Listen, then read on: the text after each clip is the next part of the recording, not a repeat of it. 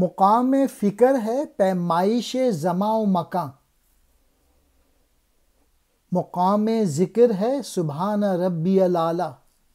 اہل فکر جو ہوتے ہیں، جن کو دنیا کی نالج حاصل کرنی ہوتی ہے، وہ زماں و مکان کی حدود میں پابند رہتے ہیں، اور وہ اس مادی دنیا اور اس کے اصول کے متعلق ہی غور و غرض کرتے ہیں۔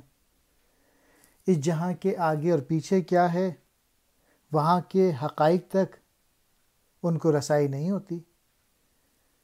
ستاروں سے آگے جہاں اور بھی ہیں، اس کا راز جو ہے صرف اہل ذکر کو معلوم ہوتا ہے۔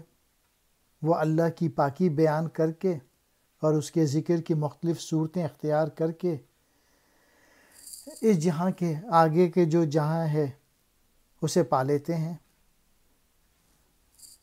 یعنی جو دوسرا گروپ ہے جو کہ ذکر والا ہے، وہ سب سے اعلیٰ ہے، وہ برتر ہے، اور وہ اسپریچولیٹی حاصل کر لیتا ہے، روحانیت حاصل کر لیتا ہے۔